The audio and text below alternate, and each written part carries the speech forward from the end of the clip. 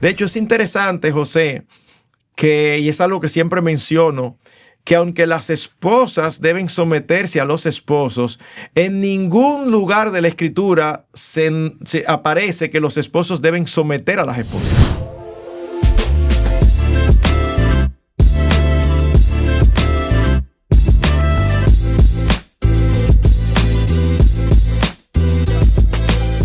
Queremos dar la más cordial bienvenida a todos nuestros oyentes a su programa Hombres de Verdad. Como siempre, sus anfitriones, el pastor José Agüero y un servidor, Marcos Peña. En el día de hoy queremos tratar a sugerencia de producción un tema que tuvimos el privilegio de escuchar en nuestra iglesia. El pastor Juan José Pérez de la Iglesia Bautista de la Gracia en Santiago. Lo escuché predicarlo en un retiro donde estuvimos predicando juntamente y la verdad fue que me encantó y luego vino y lo trajo aquí y fue muy bien recibido por los matrimonios de nuestra congregación y de muchos que nos visitaron. Y el título era Los ídolos del matrimonio o los ídolos en el matrimonio. Él trató 5 ídolos que normalmente tienen los esposos y 5 ídolos que normalmente tienen las esposas. Pero como este programa es dirigido no únicamente, pero primariamente a hombres, queremos repasar esos ídolos del matrimonio en los hombres. Pero es importante establecer, para que sepamos a qué nos referimos cuando hablamos de ídolo, cuál es el significado de un ídolo. Un ídolo es todo aquello a lo que nosotros le damos más importancia que a Dios. Es aquello a lo que nosotros, cuando lo queremos y no lo logramos, nos molestamos, nos airamos, nos frustramos, nos deprimimos, nos entristecemos.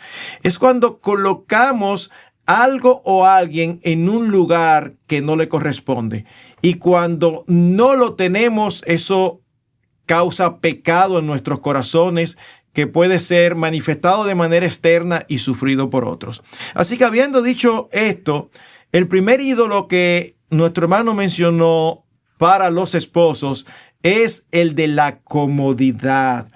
Y él lo definía de tal manera, es como priorizar la facilidad personal sobre las necesidades y responsabilidades dentro del matrimonio. Es lo típico, José, que nosotros vemos que los hombres rehuyen sus responsabilidades porque no quieren coger lucha.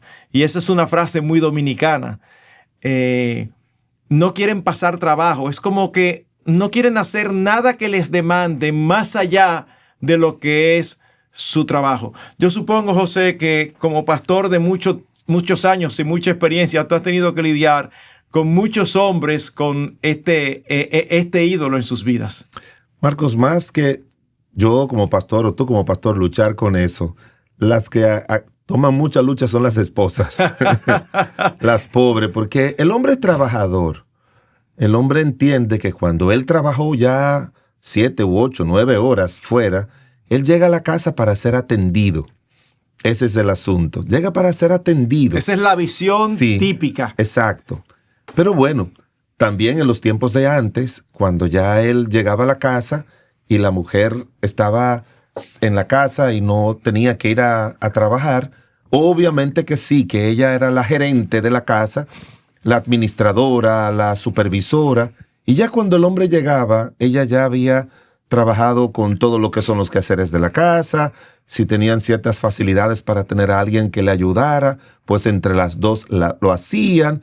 Él encontraba todo arreglado en la casa. Los hijos ya con sus horas de estudios hechas, porque mamá les decía, esto no es hora de televisión, esto es hora ahora ni de entretenimiento, tienen que estudiar. Y él llegaba y le decía, y hicieron las tareas así, y todo arregladito. En los tiempos de antes eso se podía hacer así. Uh-huh. Pero en estos tiempos no.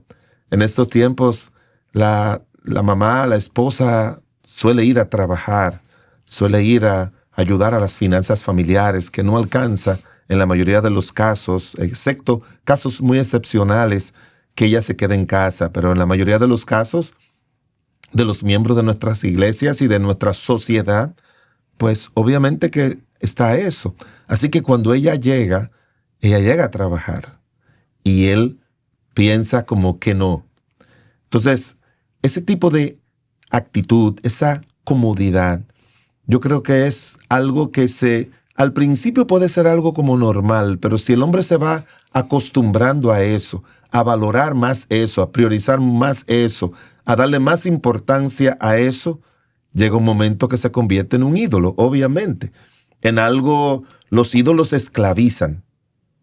Los ídolos, cuando tú te pones a hablar con una persona que tienen de esos ídolos religiosos, tú te das cuenta que se le hacen muy difícil a una persona dejarlo, pero sumamente difícil, porque tienen todo lo que ocupa el lugar de Dios o de nuestras responsabilidades que nos ha asignado Dios. El maligno, nuestra naturaleza humana, se encarga de darle ese lugar, y ya no es solamente algo como un hábito, es como parte de la vida de una persona, de la personalidad de alguien, y se le hace muy difícil. Y en consejería, tú y yo nos encontramos con esos casos con mucha frecuencia. Ay, sí. ¿Verdad? Con mucha frecuencia, y la pobre mujer sobregirada por tantas cosas que tiene que hacer. Y entonces luego viene el hombre muy espiritual, porque mientras más cómodos son, más espirituales, quieren lucir, y después, no, pastor, es que ella...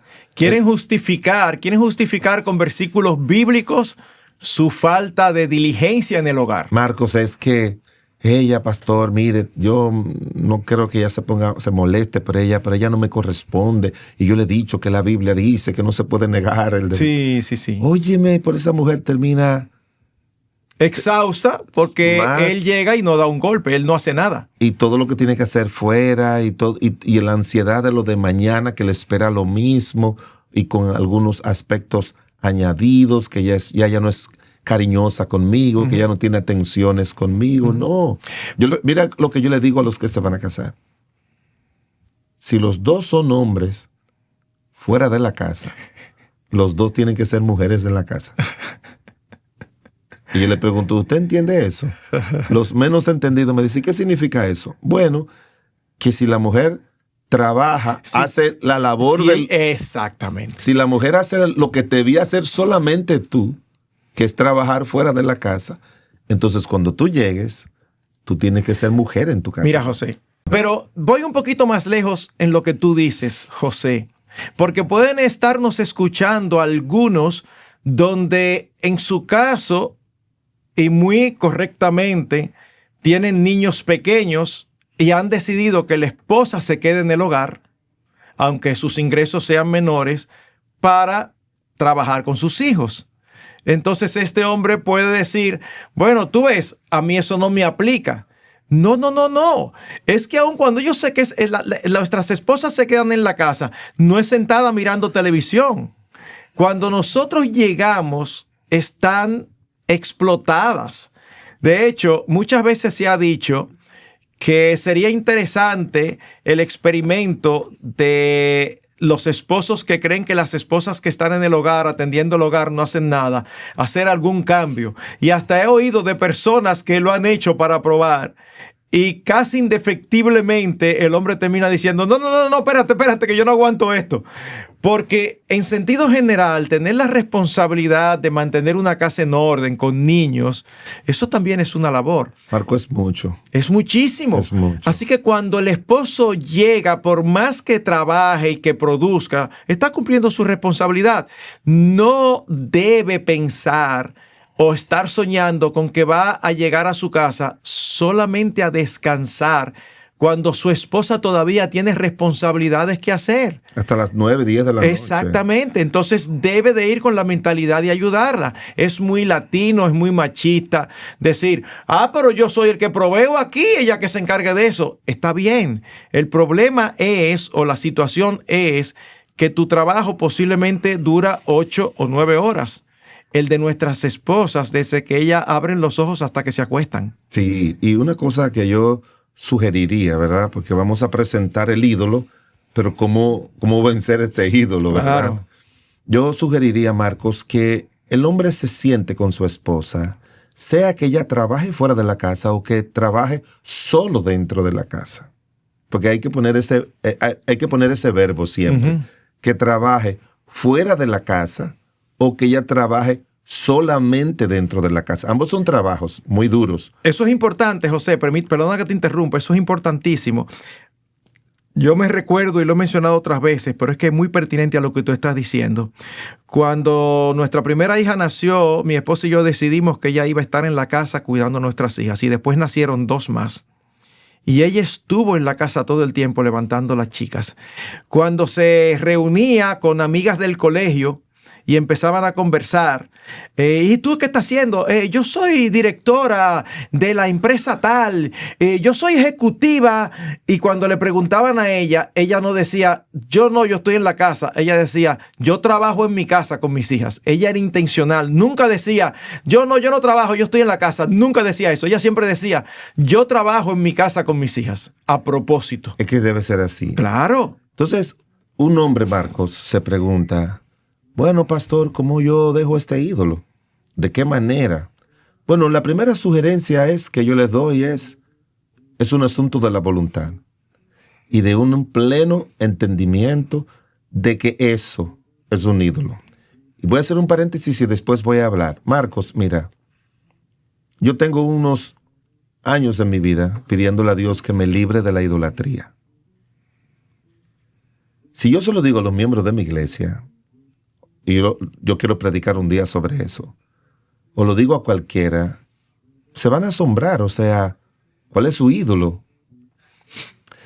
Es que leí en el libro de Efesios, el capítulo 5, que dice la Biblia que tenemos que como cuidarnos, limpiarnos de todo, y que ojalá pudiera encontrarlo literalmente para leerlo, porque me sorprendió cuando yo leí eso. Para mí fue una sorpresa enorme. Oye cómo dice Efesios, el capítulo 5, refiriéndose a esto. Dice, pero fornicación y toda inmundicia o avaricia ni aun se nombre entre vosotros como conviene a santos, ni palabras deshonestas, ni necedades, ni truanerías, que no conviene, sino antes acciones de gracia. Porque sabéis esto, que ningún fornicario, adulto o avaro, que es idólatra, adúltero. Sí, lo que dijiste, adúltero. Ningún fornicario o inmundo o avaro, que es idolatría. Puede ser quizás lo de avaro, como yo lo pude identificar inicialmente, pero yo me puse a pensar, la avaricia es una idolatría. Y muchas cosas más así son ídolos. La comida para muchas personas se convierte en un ídolo. Entonces, uno tiene que identificar aquello que controla nuestras vidas y que nos hace ir contrario a lo que Dios estableció en nuestras vidas, y que lo hacemos con una devoción como que nadie nos puede corregir. No, esa es mi debilidad. No es una debilidad. Entonces, con respecto a esto en el matrimonio, yo le diría a los esposos, siéntese, pídale perdón a su esposa, porque siempre hay que comenzar un día y dígale, como tú trabajas fuera, las cosas que tú haces cuando llegas a la casa o que no pudiste hacer, vamos a dividirlas. Mira, yo no sé cocinar. ¿Cómo tú quieres que yo te ayude? Exacto. Cuando yo llego, yo no quiero estar sentado mirándote. Exacto. Ni viendo televisión mientras tú sigues trabajando desde que te amaneciste esta mañana. O sea, quiero ayudarte, quiero descargarte, quiero ayudarte, quiero cumplir que tú estés, cumplir con mi responsabilidad también de protector. Quiero proteger tu vida, quiero proteger tu alma, quiero proteger tu salud, quiero proteger tu condición física.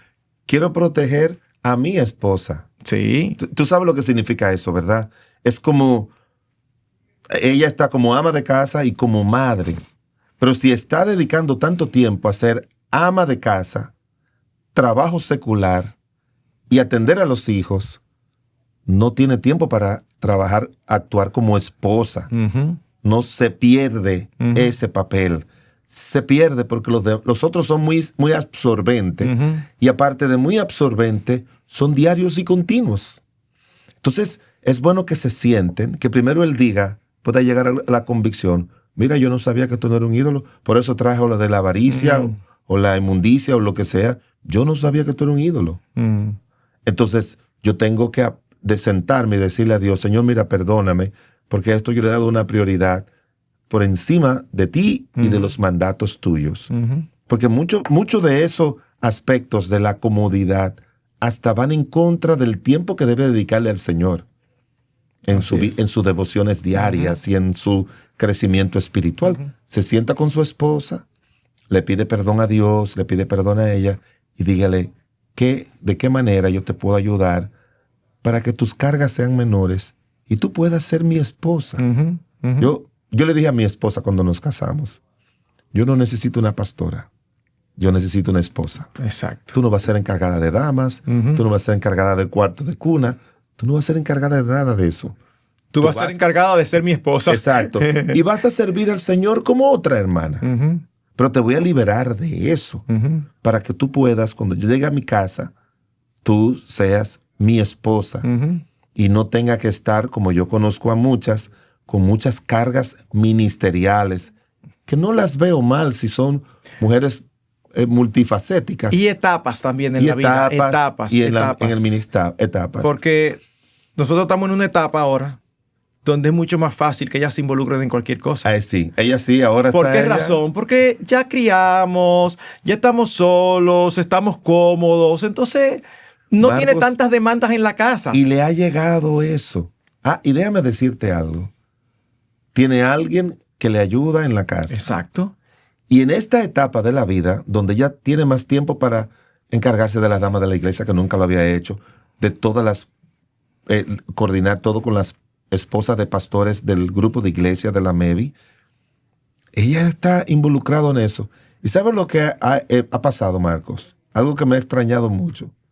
Dios me ha dicho, agarra ese oficio tú todos los días. Agarra aquello todos los días. O sea, cuando debería ser menos. ¿Qué oficio? No, bueno, son varios.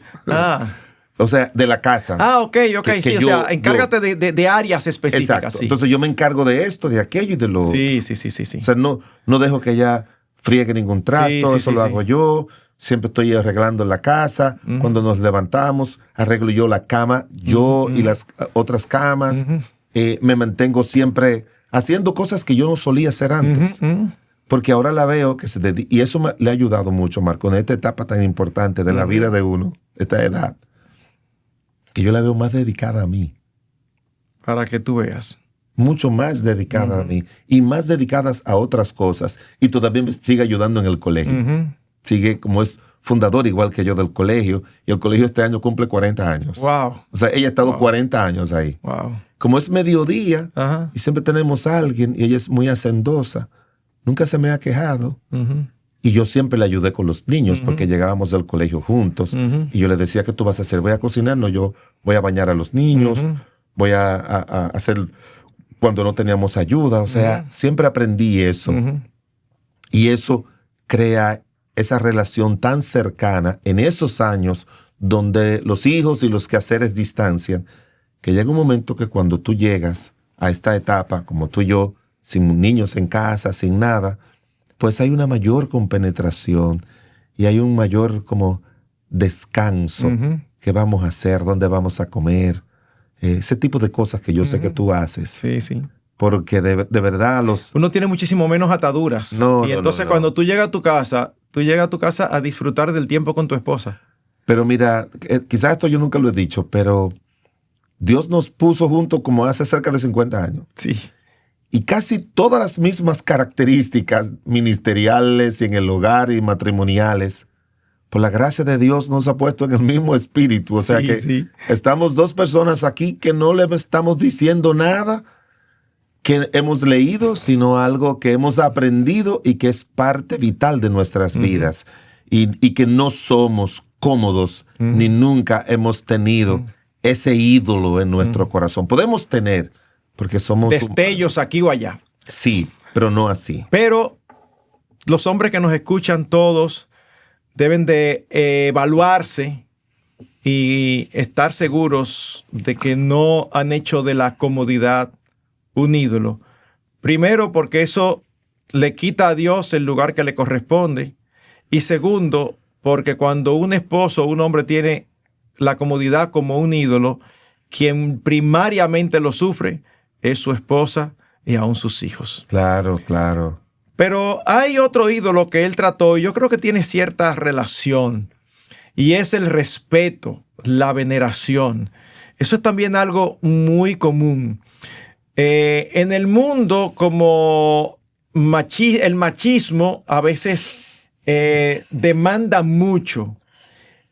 En el cristianismo es obvio que la Escritura ve el machismo como una distorsión del diseño de Dios, y es algo abominable como lo es el feminismo. Sin embargo, hay una realidad, y es que la Escritura pone al hombre como cabeza de hogar, establece al hombre como líder. La característica esencial de la masculinidad es el liderazgo, pero el liderazgo a la manera de Dios, no a la manera del hombre. Y ocurre mucho en medio del pueblo de Dios, en medio del pueblo cristiano, que los hombres toman demasiado a pecho el hecho de que son cabeza y de que sus esposas deben respetarlos y someterse. Una cosa es que ese sea el rol que le corresponde a tu esposa y a tus hijos, y otra muy diferente, que tu identidad esté dada en la forma en que los tuyos se someten a ti. De hecho, es interesante, José, y es algo que siempre menciono, que aunque las esposas deben someterse a los esposos, en ningún lugar de la Escritura se aparece que los esposos deben someter a las esposas. Eso es una responsabilidad de ellas, que ellas tienen de corazón. Nosotros no tenemos la responsabilidad de someterlas por coerción. No, nosotros como pastores tenemos la responsabilidad de decirle: mi amor, me parece que eso que estás haciendo va en contra del diseño de Dios y de la autoridad que Dios ha puesto sobre ti. Eso es una cosa. Y otra muy diferente: aquí en esta casa hay que respetarme porque yo soy la cabeza. Y muchos creyentes hacen del respeto y esa coletilla que nuestro hermano le puso, veneración, creo que le da la inclinación de por qué es ídolo. Exacto. O sea, es como que para mí es fundamental que me respeten. Y yo he lidiado con casos, José, de esposos. Primero, la primera palabra que me viene es que son complicados. Pero claro, es que una persona que entiende que su esposa le debe una sumisión que va más allá de lo que la Escritura demanda, tiene que ser alguien complicado, y sobre todo alguien muy egocéntrico. Entonces, hay que tener mucho cuidado con eso. El problema serio, Marcos, es que todas esas actitudes son síntomas de debilidades, Marcos, de muchas debilidades.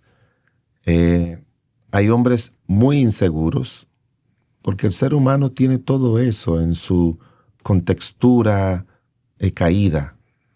A veces yo oigo personas que no le gustan, o siervos de Dios que no le gusta que se usen ciertos términos porque parecen como muy de la sociología, de la psicología, de lo que sea. Pero podemos buscarle otros términos, otros nombres, si queremos no darle toda la connotación negativa que muchos de esos términos tienen cuando se exceden. Se excede la importancia, ¿verdad? Yo creo mucho en la autoestima, pero hoy en día eso es un ídolo. Eso es un ídolo hoy en día. Esa autovaloración que es a lo que se refieren, tan alta.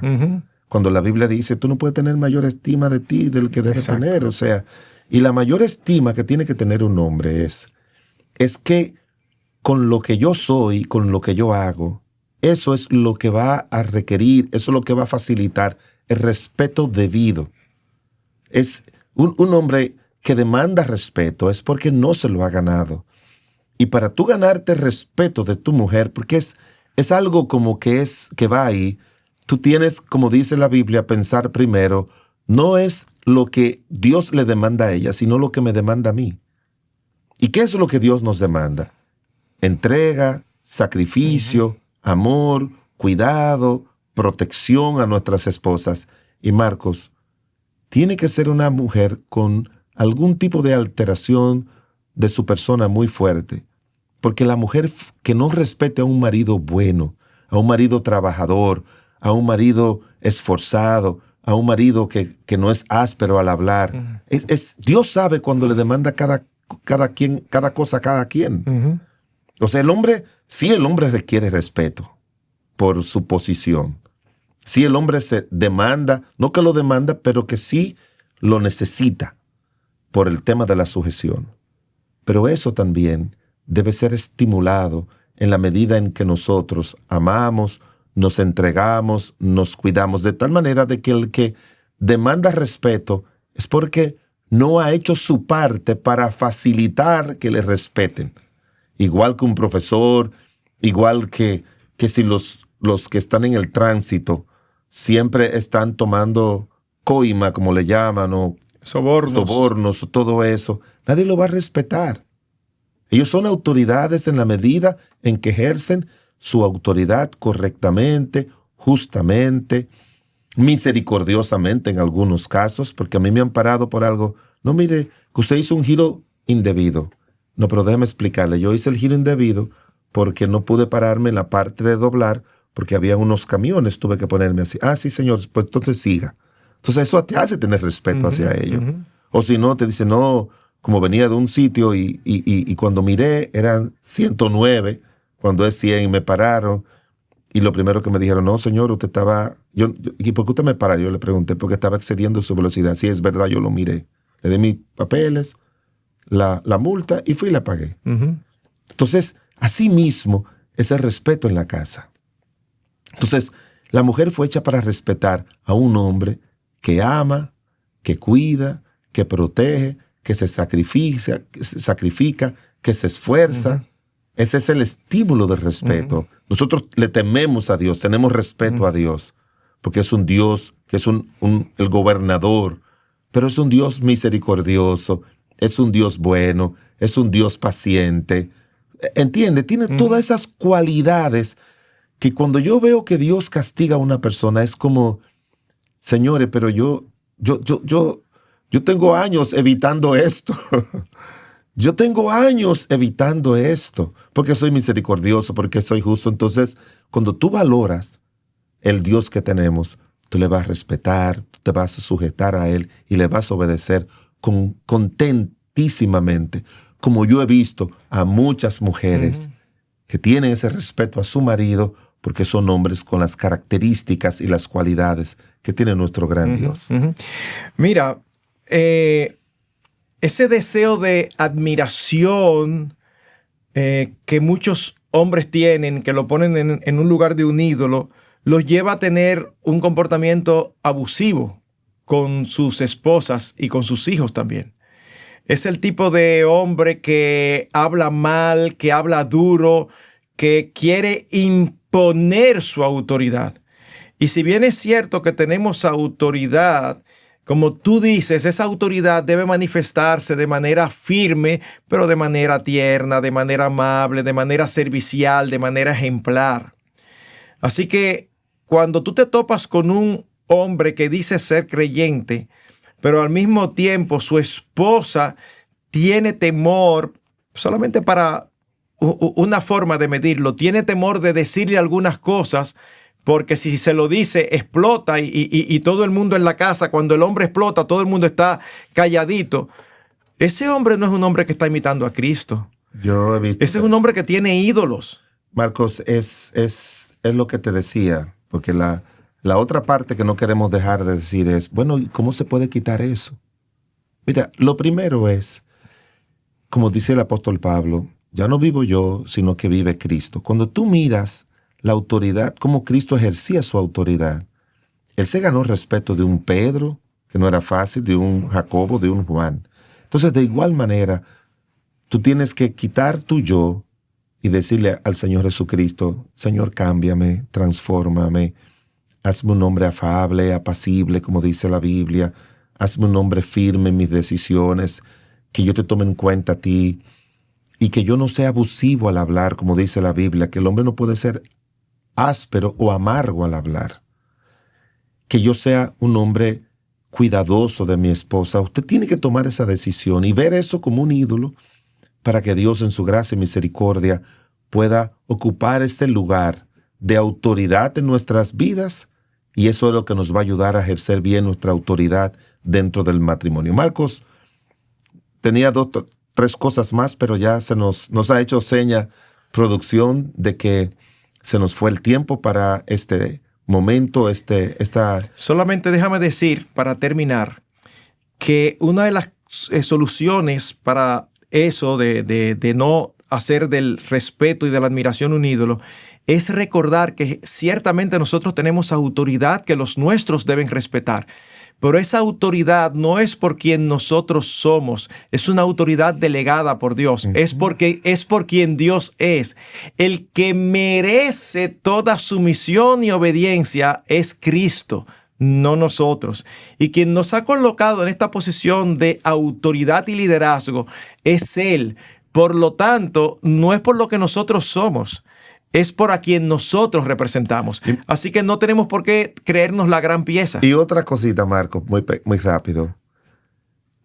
El rol del hombre en el hogar se parece mucho al rol del pastor. ¿Sabe lo que dice Pedro? No teniendo señorío sobre lo que están bajo vuestro cuidado. O sea, tú no estás para ser el señor de nadie. Y mira qué interesante ese ejemplo que tú pones. Los pastores tienen autoridad. Sí. Pero Pedro lo que le está diciendo, no pastorees ejerciendo una autoridad señorial, opresiva.